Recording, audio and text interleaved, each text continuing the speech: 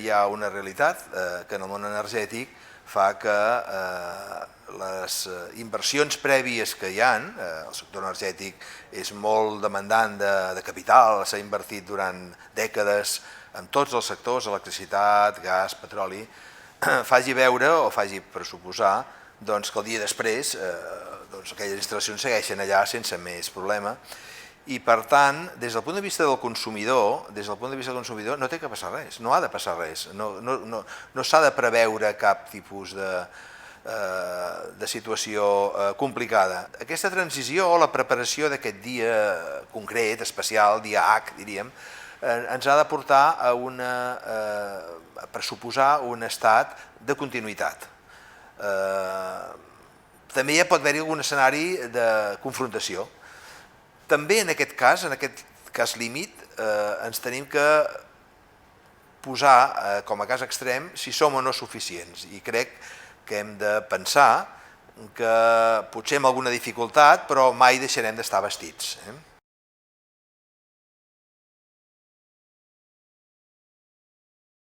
Sí, amb un mix diferent que el reste d'Espanya, però sí.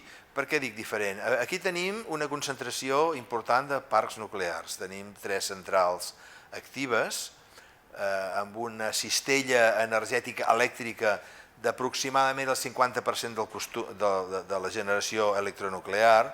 També tenim cicles combinats, que utilitzant gas natural liquat que es regasifica al port de Barcelona arriba sense problema en aquestes centrals, encara que poc, perquè no tenim el percentatge del reste d'Espanya, tenim molins de vent i tenim algunes jardins solars, tenim fotovoltaics, tenim més o bastanta cogeneració industrial, molt lligat a la producció industrial. Si vinguessin mal dades, crec menys en el sector gasista mal dades que en el sector elèctric, però de tota manera continuo dient que no tenim per què pensar que ningú se li vagi el xip o faci tonteries. Per tant, el gas, estant assegurat per les plantes del Port de Barcelona, també cal pensar que seguirà arribant per tub del reste d'Espanya, que vindria d'Argèlia, principalment pel gasoducte del Magreb o pel nou que passa directe d'Argèlia a Espanya, el projecte Medgas. Des del punt de vista del petroli,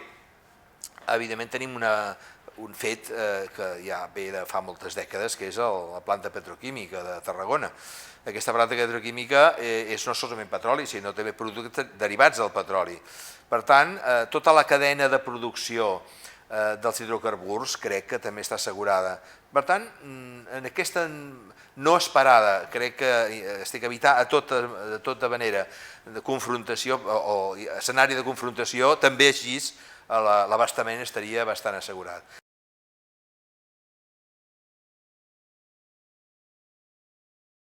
A nivell de governança, els estats, hi ha moltes possibilitats, però hi ha 2 límits. Els estats poden decidir tenir els agents energètics públics o tenir-los privats. És absolutament indispensable dir als operadors que aquest dia especial que hi ha de separació per escissió, per secessió de l'estat català, no ha d'afectar els seus interessos. No ha d'afectar ni els interessos de les empreses i els agents inversors, ni els interessos dels nostres consumidors. Per tant, estat català, l'any que sigui, té plens poders per fer política energètica. A partir d'aquell moment pot marcar una ruta que de manera gradual tal vegada canviï les condicions inicials en les que rebrem tot el sector energètic. Si alguna cosa que no crec que sigui massa àmplia, creiem que està mal gestionada, podem nacionalitzar-la o podem transferir-la de propietat. El lògic serà que als actuals operadors els hi diguem, o els hi marquem noves fites i els hi diguem seguiu fent les coses bé.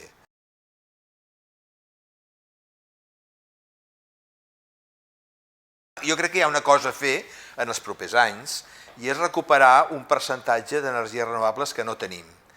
Recordem la directiva europea del 2020 que diu que en l'any 20 el 20% de l'energia primària consumida sigui d'origen renovable. Espanya no hi és encara, però hi està a prop, però Catalunya és bastant lluny, mirada com ha estat. Per què? Doncs bé, no hi ha hagut la implantació de renovables amb el mateix ritme i amb el mateix entusiasme i amb la mateixa acció política.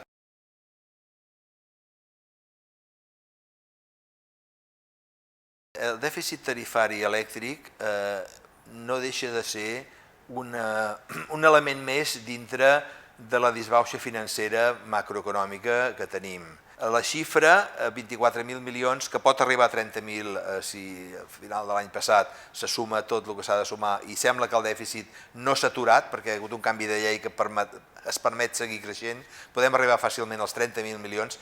Bueno, recordem, el producte interior brut són 1 bilió, 30.000 milions és un 3% del PIB.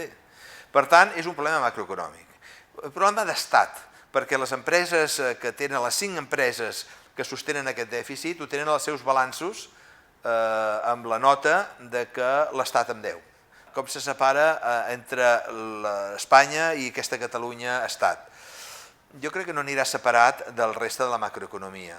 O sigui que totes les deutes que hem sostingut conjuntament es posarà i se'n farà un capmàs. Molt d'aquest dèficit tarifari s'ha produït com a conseqüència del canvi de política energètica i l'eclosió de les renovables. Repeteixo, el problema no són les renovables, sinó que no s'ha traduït a tarifa i no s'ha cobrat. S'ha empantanat en aquest dèficit tarifari.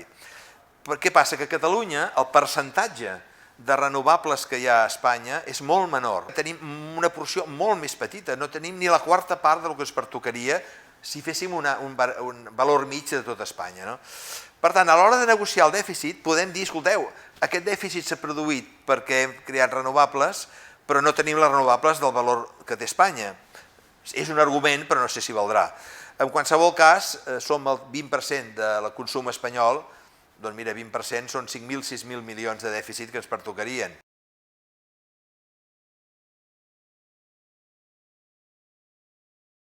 Tots els organismes de l'OCDE, Espanya és un membre de l'OCDE, Catalunya hauria de ser un membre de l'OCDE, tenen l'obligació de tenir un element, un cos que vigila la seguretat de les centrals nuclears, seguint les directives de l'Agència Internacional d'Energia Nuclear.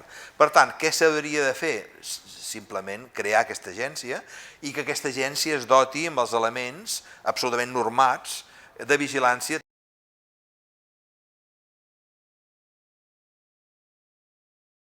Això és una loteria, la loteria geoestratègica en aquest cas ens ha tocat a favor, diríem. Què passa quan Catalunya assoleix ser un estat?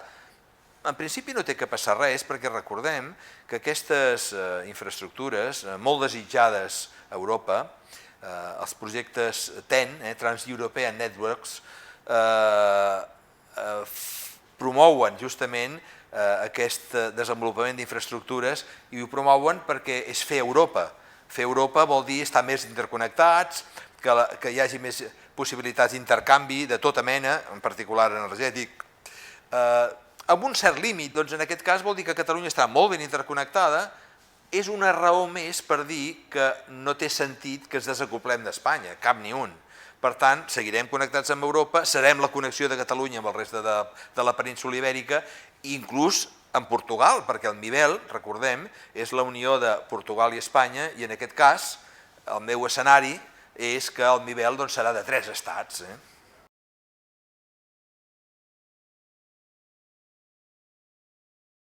El problema que hi ha amb l'energia és la fiscalitat de l'energia. Recordem que en els combustibles líquids el 50% del cost de la gasolina i del gasoil són impostos. La fiscalitat energètica en el seu conjunt és una eina d'estat per recaptar també. Automàticament que això es fa, es treu competitivitat a les empreses perquè bé, o s'ho queda l'Estat o li dona avantatge competitiu a la gent productor. La nostra indústria és productiva, no és especulativa. S'haurà de tenir en compte en el disseny de política energètica que, evidentment, si volem que les nostres empreses siguin competitives, tal vegada que la càrrega fiscal no sigui tan forta com és ara a l'estat espanyol. Serà, en qualsevol cas, decisió de l'estat català. Aquesta és la decisió, podríem dir la bona nova.